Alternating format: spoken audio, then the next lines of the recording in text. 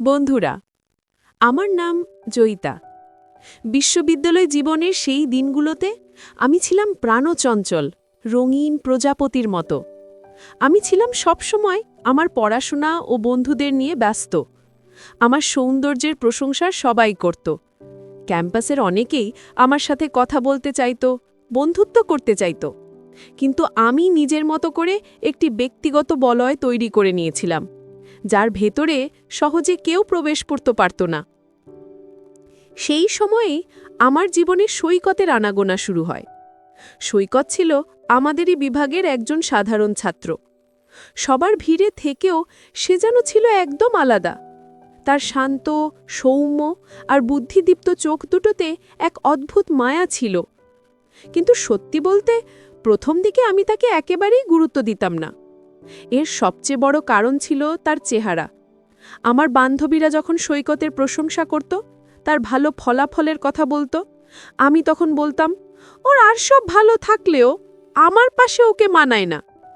এটা আমার ছেলে মানুষই ছিল নাকি অহংকার, তা আজ বলতে পারবো না। সৈকত কিন্তু দমে যাওয়ার পাত্র ছিল না।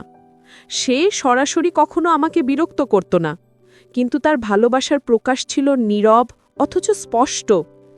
ডিপার্টমেন্টের করিডোরে, লাইব্রেরির বইয়ের আড়ালে কিংবা ক্যাফেটেরিয়ার কোলাহলে তার চোখ দুটো যেন সব সময় আমাকেই খুঁজে বেড়াত। কখনো ডিপার্টমেন্টের নোটস দরকার হলে নীরবে আমার বেঞ্চে এসে রেখে যেত।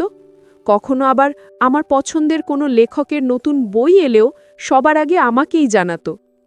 তার এই নীরব ভালোবাসা আমার চোখে পড়ত, কিন্তু আমি সচেতনভাবে তা এড়িয়ে যেতাম। আমার মনে হতো আমার জন্য আরও উপযুক্ত কেউ অপেক্ষা করছে। একদিন ক্লাস শেষে করিডোরে সৈকত আমার পথ আগলে দাঁড়ালো। আমি কিছুটা বিরক্ত হয়ে বললাম, কিছু বলবে? সৈকত কিছুক্ষণ আমার চোখের দিকে তাকিয়ে থেকে খুব শান্ত গলায় বলল, জয়িতা, আমি তোমাকে ভালোবাসি। কথাটা শোনার জন্য হয়তো আমি প্রস্তুত ছিলাম না, অথবা শুনতে চাইনি। আমি শান্তভাবে বললাম, দেখো সৈকত, ভালোবাসা একতরফা হয় না, আর আমার পক্ষে তোমাকে ভালোবাসা সম্ভব না। আমার কথায় সে আহত হয়েছিল, তা তার মুখ দেখেই বুঝতে পারছিলাম, কিন্তু সে নিজেকে সামলে নিয়েছিল। আমার প্রত্যাখ্যান পেয়েও সৈকত ভেঙে পড়েনি। সে আমাকে পাল্টা প্রশ্ন করল, আমাকে ভালোবাসতে তোমার অসুবিধাটা কোথায়? আমি কি মানুষ নই? আমার চেহারা যেমনই হোক, এটা তো আমার সৃষ্টি নয়, সৃষ্টিকর্তার দান। আমি তো ইচ্ছে করে এমন হইনি। একজন মানুষের পরিচয় কি শুধু তার বাইরের চেহারায় সীমাবদ্ধ? তার এই প্রশ্নগুলো আমার ভেতরের অহংকারকে যেন প্রথমবারের মতো নাড়িয়ে দিয়েছিল। আমি কোনো উত্তর দিতে পারিনি সেদিন। আমি কিছুটা নরম হয়ে বললাম, আমি তোমাকে সেটা বলছি না, আমারও তো একটা পছন্দের ব্যাপার আছে, তাই না? সৈকত একটা দীর্ঘশ্বাস ফেলে বলল, ও, এখন বুঝতে পেরেছি। আমার পারিবারিক অবস্থা তেমন ভালো নয়, তাই তো? হয়তো আজ আমার অবস্থা সাধারণ, কিন্তু আমি বিশ্বাস করি সৃষ্টিকর্তার ইচ্ছায় আর নিজের পরিশ্রমে একদিন আমি নিশ্চয়ই সফল হব। আমি একজন শিক্ষিত মানুষ, আমার ভালোবাসার কথা প্রকাশ করার অধিকার আমার আছে। তুমি তা গ্রহণ করবে কি করবে না, সেটা সম্পূর্ণ তোমার ব্যাপার। তার কথাগুলো আমার মনের গভীরে দাগ কেটে গেল। সে আরও বলল, তুমি আমাকে ভালোবাসো বা না বাসো, তাতে আমার কোনো দুঃখ নেই, কিন্তু আমি তোমাকে আমার হৃদয়ের গভীর থেকে ভালোবেসে যাব, কারণ তুমি আমার জীবনের একটি গুরুত্বপূর্ণ অংশ হয়ে গেছ। সেদিন প্রথম আমার মনে হলো, আমি হয়তো এতদিন ভুল ছিলাম। মানুষের সত্যিকারের সৌন্দর্য তার চেহারায় নয়, তার মনে, তার ব্যক্তিত্বে এবং তার ভালোবাসার গভীরতায় লুকিয়ে থাকে। সৈকতের প্রতি আমার দৃষ্টিভঙ্গি সেদিন থেকেই একটু একটু করে বদলাতে শুরু করল। আমার ভেতর এক অদ্ভুত পরিবর্তন আসছিল। যে সৈকতকে আমি এতদিন অবহেলা করে এসেছি, এখন তার জন্যই আমার মন ব্যাকুল হতে শুরু করল। আমি বুঝতে পারছিলাম আমি তার ভালোবাসার প্রতি আকৃষ্ট হয়ে পড়ছি। তার সেই দিনের কথাগুলো আমার কানে বাজতে থাকত। আমি উপলব্ধি করতে শুরু করলাম যে ভালোবাসা কোনো প্রতিযোগিতা নয়, যেখানে কেবল বাহ্যিক চেহারাই বিজয়ী হয়। ভালোবাসা হল দুটি আত্মার সংযোগ, যেখানে সততা, বিশ্বাস আর সম্মানই মূল ভিত্তি। ধীরে ধীরে আমিও সৈকতকে ভালোবাসতে শুরু করলাম। এক নতুন পৃথিবীর দরজা যেন আমার সামনে খুলে গেল। সৈকতের প্রতি আমার মনের পরিবর্তনটা ছিল অনেকটা ঝর্ণার জলের মতো, ধীর, স্থির, কিন্তু অপ্রতিরোধ্য। আমি ক্লাসে ওর দিকে আর চোখে তাকাতাম। ওর কথা বলার ভঙ্গি, বন্ধুদের সাথে ওর আন্তরিক ব্যবহার, সবকিছুই নতুন করে আবিষ্কার করছিলাম। আমার এতদিনের অহংকার আর ভুল ধারণাগুলো ধীরে ধীরে ভাঙতে শুরু করেছিল। আমি বুঝতে পারছিলাম সৈকতের চেহারার আড়ালে যে সুন্দর মনটা লুকিয়ে আছে তার কোনো তুলনা হয় না। তার প্রতিটা কথাই ছিল জ্ঞানের ছাপ, প্রতিটা আচরণে ছিল বিনয়ের ছোঁয়া। সে ছিল আমার দেখা অন্যতম একজন পরিপূর্ণ মানুষ। একদিন লাইব্রেরিতে বসে পড়ছিলাম, হঠাৎ সৈকত আমার পাশে এসে বসল। আমি কিছুটা অপ্রস্তুত হয়ে গেলাম। সে আমার দিকে তাকিয়ে মৃদু হেসে বলল, তোমার কি কোনো সাহায্যের প্রয়োজন আছে? এই টপিকটা বেশ কঠিন। আমি অবাক হয়ে ভাবলাম, ও কি করে জানল যে আমি এই বিষয়টা নিয়েই সমস্যায় পড়েছি? আমি হ্যাঁ বলতেই সে অত্যন্ত সহজভাবে আমাকে বিষয়টা বুঝিয়ে দিতে শুরু করল। তার বোঝানোর ক্ষমতা ছিল অসাধারণ। সেদিন পড়াশোনার পাশাপাশি আমাদের মধ্যে অনেক কথাও হলো। আমি জানতে পারলাম তার স্বপ্ন, তার ভবিষ্যৎ পরিকল্পনা আর তার পরিবারের কথা। আমাদের মধ্যে ধীরে ধীরে এক সুন্দর বন্ধুত্বপূর্ণ সম্পর্ক গড়ে উঠল। আমরা একসাথে ক্লাস করতাম, লাইব্রেরিতে পড়তাম, মাঝে মাঝে ক্যাফেটেরিয়ায় বসে ঘণ্টার পর ঘণ্টা আড্ডা দিতাম। আমি যতই তাকে জানতে লাগলাম, ততই তার প্রতি আমার শ্রদ্ধার ভালোবাসা বাড়তে থাকল। আমি আবিষ্কার করলাম, সৈকত শুধু একজন ভালো ছাত্রই নয়, সে একজন অসাধারণ মানুষও। তার মনটা ছিল আকাশের মতো উদার। সে কখনো আমার ওপর নিজের মতামত চাপিয়ে দিত না, বরং আমার সব কথা খুব মনোযোগ দিয়ে শুনত।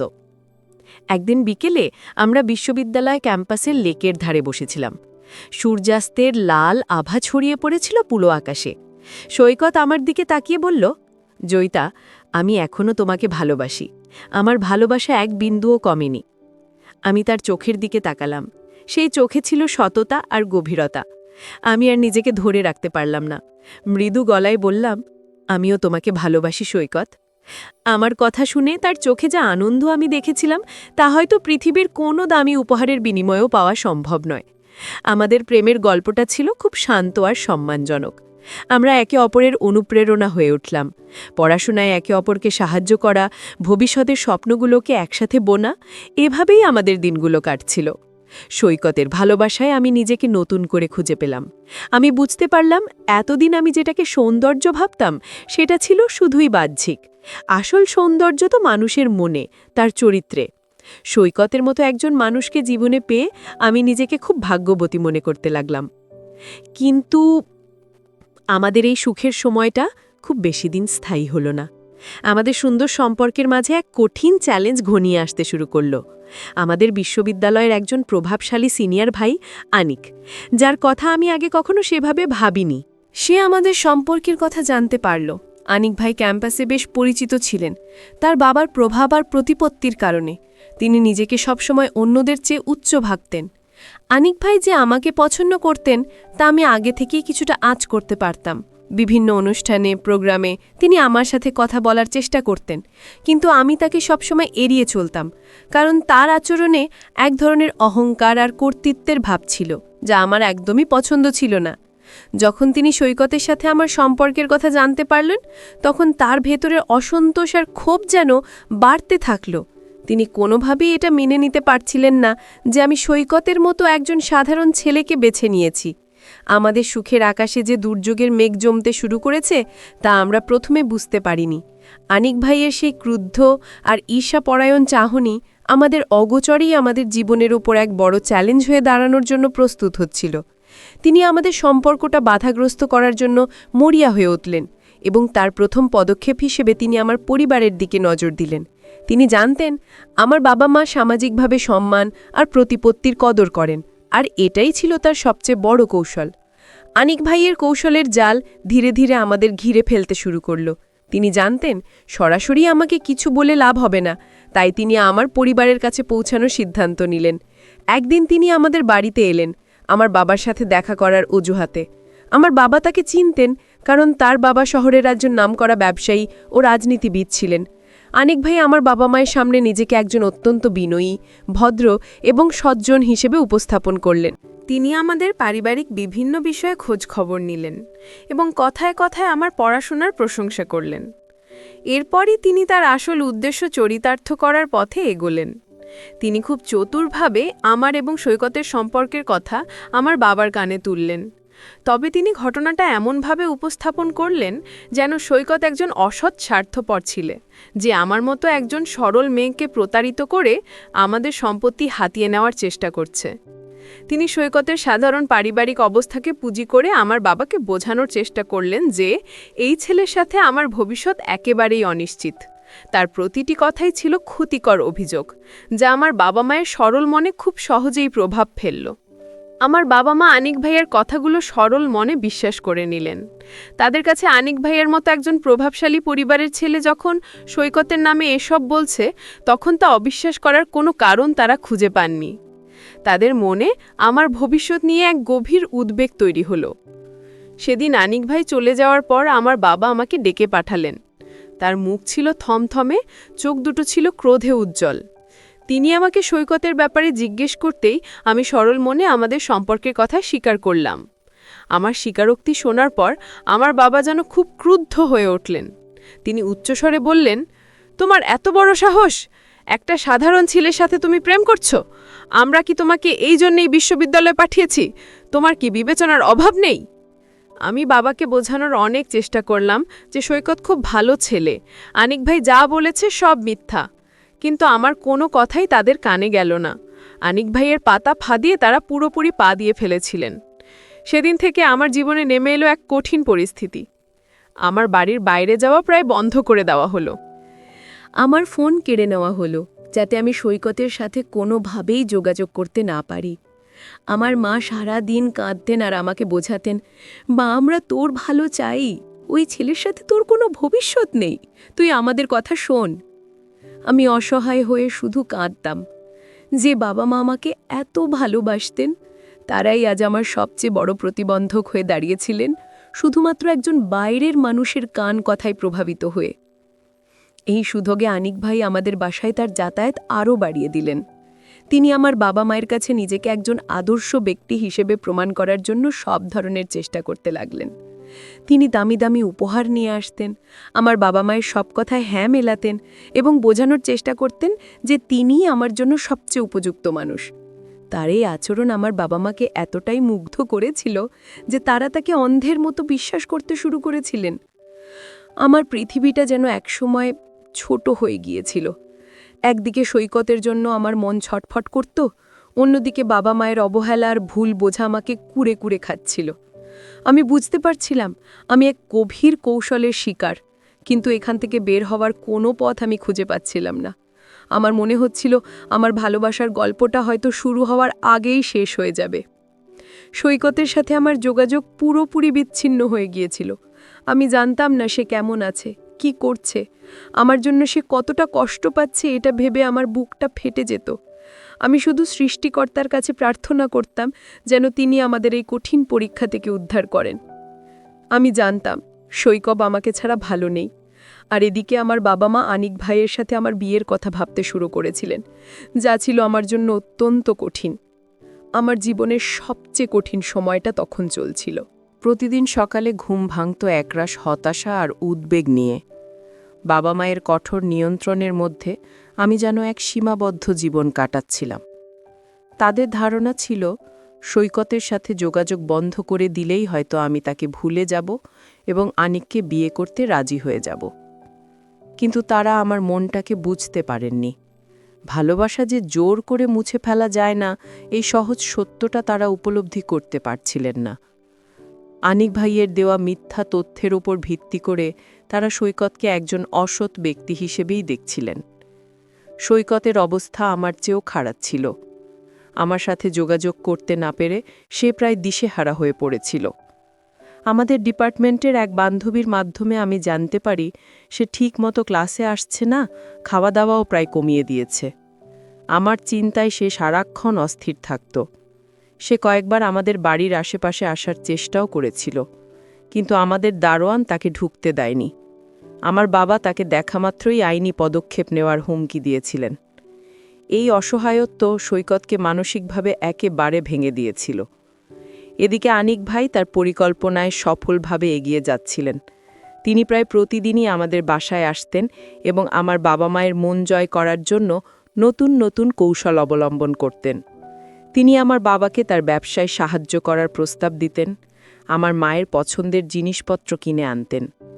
তার এই আচরণে আমার বাবা মা পুরোপুরি প্রভাবিত হয়ে গিয়েছিলেন।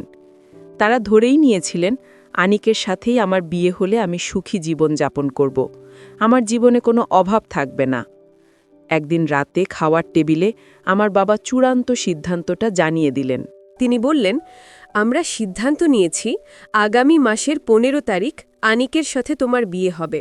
ছেলে হিসেবে আনিক খুবই ভালো, আর ওদের পরিবারও খুব সম্মানিত। এর চেয়ে ভালো প্রস্তাব তোমার জন্য আর হতে পারে না। বাবার কথা শুনে আমার মাথায় যেন আকাশ ভেঙে পড়ল। আমি কান্নায় ভেঙে পড়ে বললাম, বাবা, আমি আনিককে বিয়ে করতে পারবো না, আমি সৈকতকে ভালোবাসি। আমার কথা শুনে বাবা আরও ক্রুদ্ধ হয়ে গেলেন এবং কঠোর গলায় বললেন, ওই ছেলের নাম এই বাড়িতে আর উচ্চারণ করবে না। তোমার ভালো মন্দ বোঝার বয়স এখনো হয়নি। আমরা যা সিদ্ধান্ত নিয়েছি তাই হবে। আমার সব আকুতি, সব কান্না তাদের কাছে অর্থহীন মনে হলো। আমি বুঝতে পারছিলাম আমি এক কঠিন পরিস্থিতিতে ফেসে গেছি, যেখান থেকে আমার একার পক্ষে বের হওয়া সম্ভব নয়। সৈকতের জন্য আমার বুকটা ফেটে যাচ্ছিল। আমি ভাবছিলাম সে যখন এই খবরটা শুনবে তখন তার কী অবস্থা হবে। আমাদের একসাথে দেখা স্বপ্নগুলো কি এভাবেই শেষ হয়ে যাবে? আমি কি সারা জীবনের জন্য এমন একজন মানুষকে বিয়ে করতে বাধ্য হব যাকে আমি মন থেকে পছন্দ করি না? এই ঘটনার পর আমি খাওয়া দাওয়া প্রায় কমিয়ে দিলাম। আমার সেই প্রাণোচ্ছল চেহারাটা দিনে দিনে মলিন হয়ে যেতে লাগল।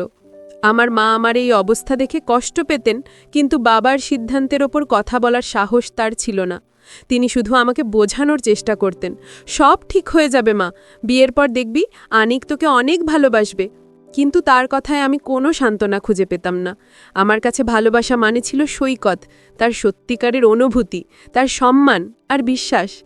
আনিকের মতো একজন অহংকারী, ঈর্ষাপরায়ণ মানুষের সাথে সংসার করার কথা আমি কল্পনাও করতে পারতাম না। সৈকতও আমার বান্ধবীর মাধ্যমে আমার বিয়ের খবরটা পেয়েছিল। খবরটা শোনার পর সে সম্পূর্ণ হতাশ হয়ে পড়েছিল, কিন্তু সে হাল ছাড়েনি। সে বুঝতে পেরেছিল কান্নাকাটি করে বা হতাশ হয়ে বসে থাকলে কিছুই হবে না। এই কৌশলের জাল ছিন্ন করতে হলে তাকেই কিছু একটা করতে হবে। সে জানত আনিক ভাইয়ের মতো প্রভাবশালী লোকের সাথে সরাসরি সংঘাতে যাওয়া সম্ভব নয়, তাই তাকে এমন কোনো পথ বের করতে হবে যাতে সত্যটা আমার বাবা মায়ের সামনে প্রকাশ পায়। তার মনে এক নতুন জেদ চেপে বসেছিল।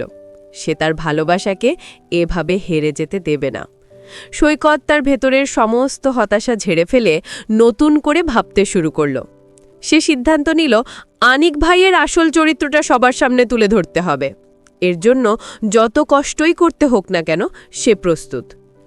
কারণ সে জানত জয়িতা শুধু তার প্রেমিকা নয়, জয়িতা তার জীবন, আর নিজের জীবনকে রক্ষা করার জন্য শেষ পর্যন্ত লড়াই করে যাওয়াটাই হলো সত্যিকারের সাহসিকতার পরিচয়।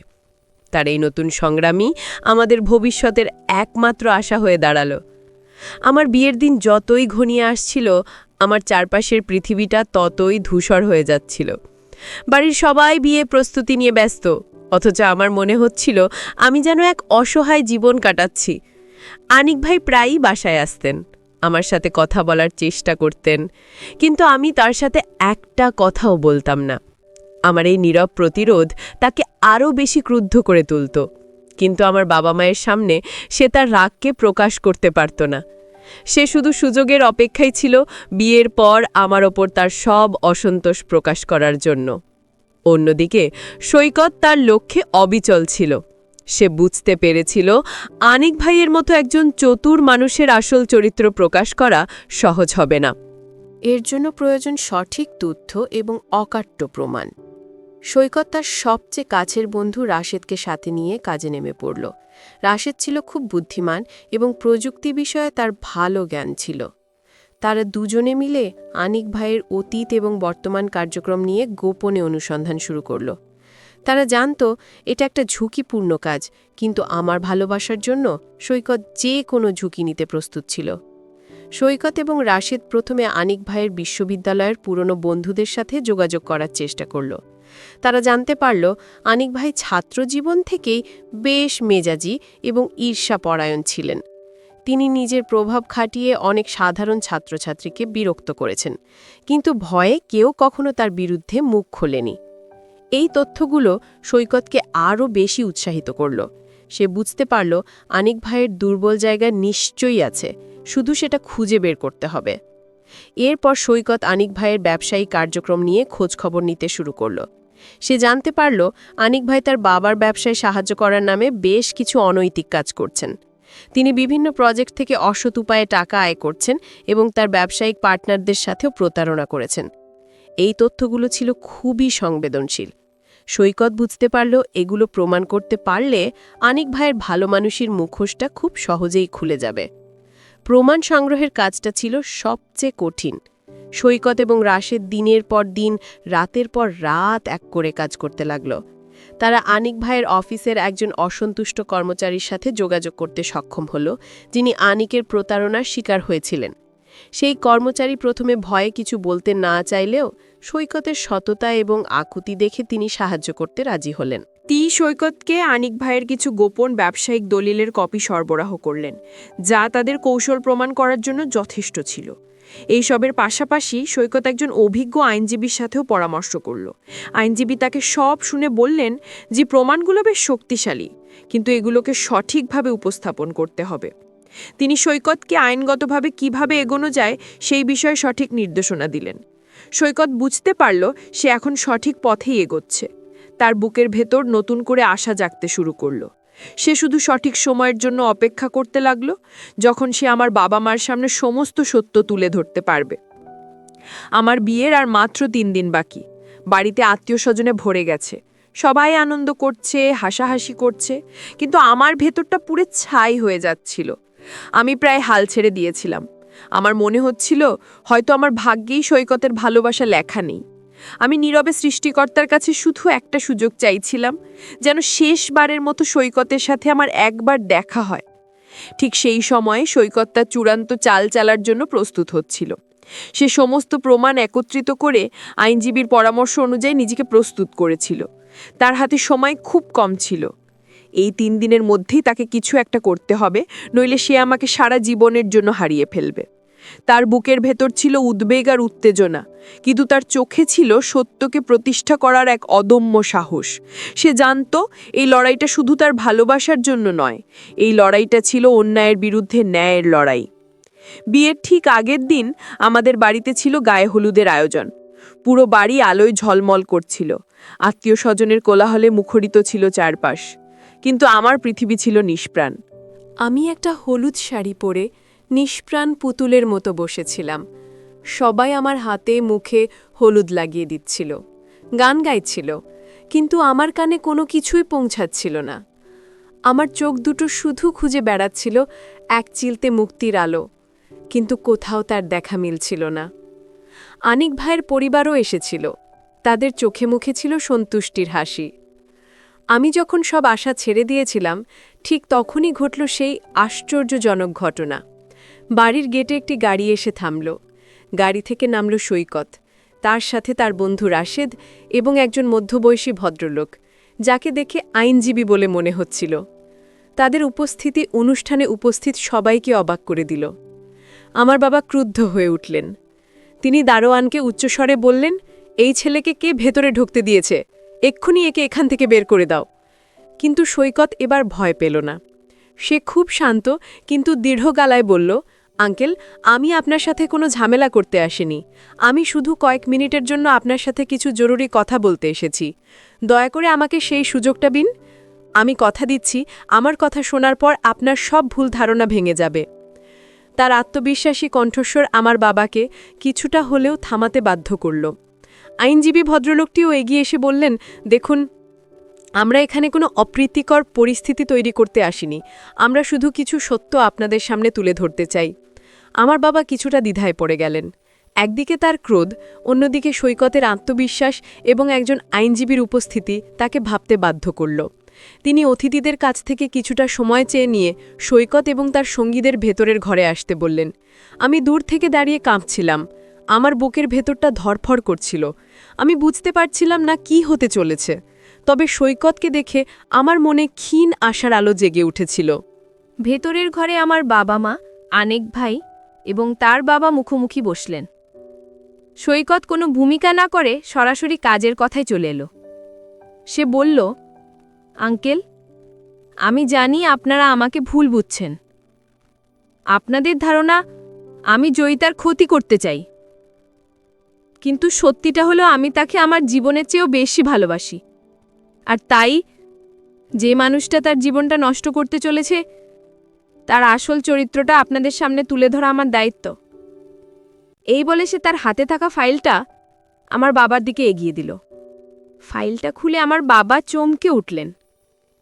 সেখানে ছিল আনেক ভাইয়ের সমস্ত অনৈতিক কাজের প্রমাণ, তার ব্যবসায়িক প্রতারণার দলিল, বিভিন্ন মানুষকে বিরক্ত করার অডিও রেকর্ডিং এবং তার দ্বারা প্রতারিত হওয়া সেই কর্মচারীর লিখিত জবানবন্দি।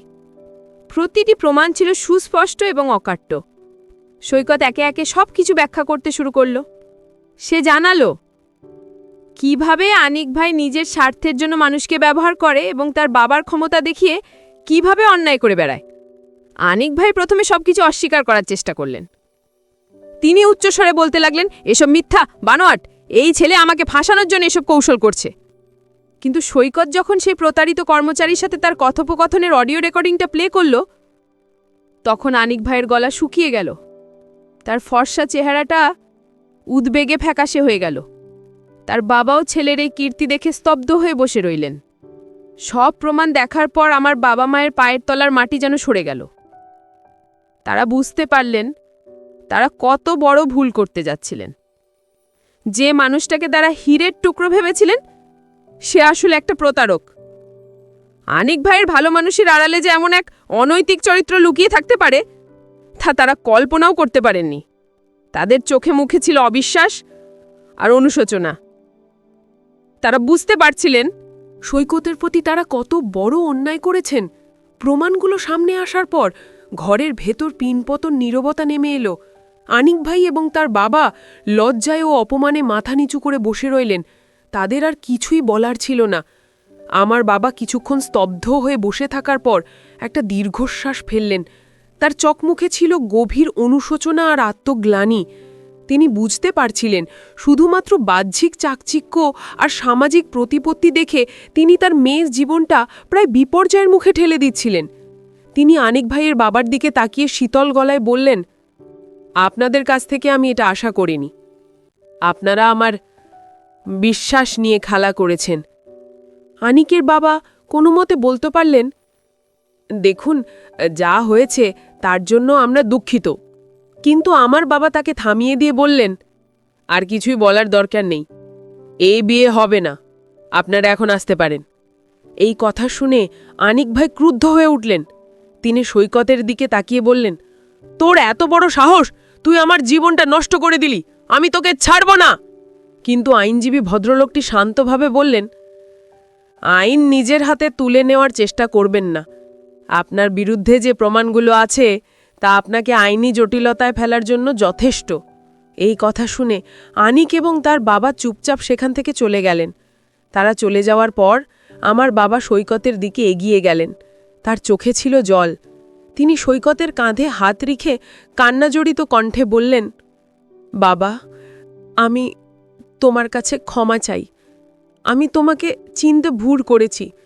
তুমি না থাকলে আজ আমি আমার মেয়ের জীবনটা নিজের হাতেই নষ্ট করে দিতাম। তুমি শুধু আমার মেয়েকেই বাঁচাওনি, তুমি আমাদের পুরো পরিবারকে এক বড় ভুল থেকে বাঁচিয়েছ।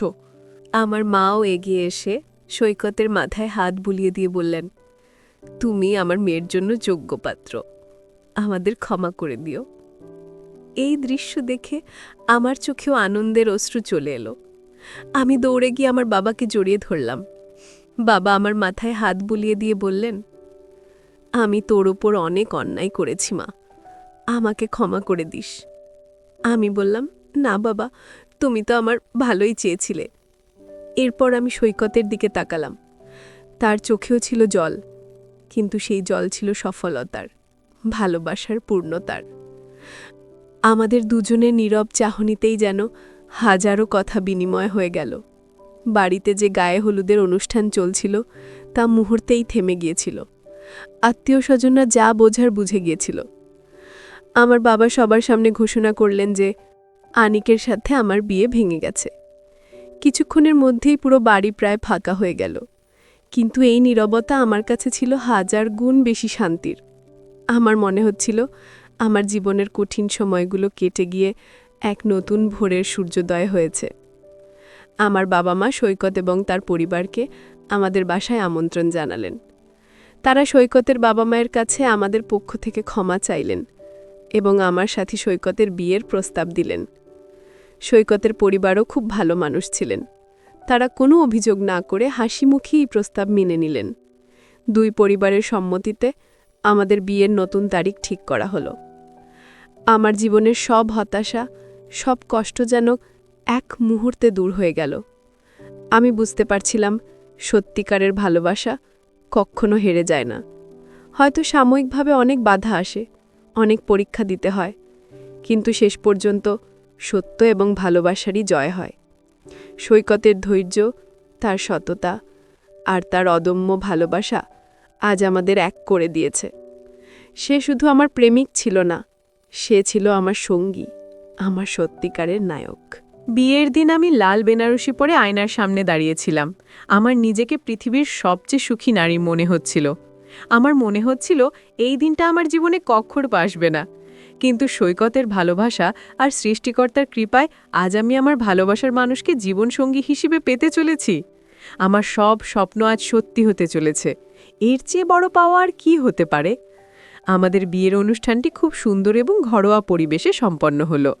আমার এবং সৈকতের পরিবার আর আমাদের কিছু কাছের বন্ধুবান্ধবদের উপস্থিতিতে আমরা দুজন সারা জীবনের জন্য এক হলাম। আমার বাবা মা তাদের সবটুকু দিয়ে চেষ্টা করছিলেন যেন অনুষ্ঠানে কোনো কমতি না থাকে। তাদের চোখ মুখে ছিল অপার শান্তি আর আনন্দ। তারা সৈকতকে শুধু জামাই হিসেবে নয়, বরং নিজের ছেলের মতোই বরণ করে নিয়েছিলেন। আমার জীবনের এই বিশেষ দিনে আমি আমার বাবা মাকে এতটা খুশি দেখে সত্যি খুব আনন্দিত হয়েছিলাম। বিয়ের সমস্ত আনুষ্ঠানিকতা শেষে যখন আমার বিদায়ের সময় হলো, তখন এক আবেগ ঘন পরিবেশের সৃষ্টি হলো। আমি আমার বাবা মাকে ছেড়ে যাওয়ার কষ্টে কাঁদছিলাম, কিন্তু সেই কান্নার মাঝেও ছিল একরা সুখ, কারণ আমি জানতাম আমি এমন একজন মানুষের হাত ধরে নতুন জীবন শুরু করতে চলেছি যে আমাকে পৃথিবীর সব কিছুর চেয়ে বেশি ভালোবাসে। সৈকত আমার বাবা মাকে কথা দিল যে সে আমাকে সব সময় যত্নে রাখবে, আমার চোখে কখনো জল আসতে দেবে না। অবশেষে আমি সৈকতের সাথে তার বাড়িতে এলাম। তার পরিবার আমাকে খুব আন্তরিকভাবে বরণ করে নিল। তাদের ভালোবাসায় আমি মুহূর্তের জন্যও বুঝতে পারলাম না যে আমি একটি নতুন পরিবারে এসেছি। রাতে আমাকে আর সৈকতকে বাসর ঘরে পাঠানো হলো। পুরো ঘরটা ছিল ফুল দিয়ে সুন্দর করে সাজানো। আমি খাটের এক কোণে লজ্জায় আর উত্তেজনায় বসেছিলাম। আমার হৃদস্পন্দন বেড়ে গিয়েছিল। সৈকত ঘরে ঢুকে দরজাটা বন্ধ করল।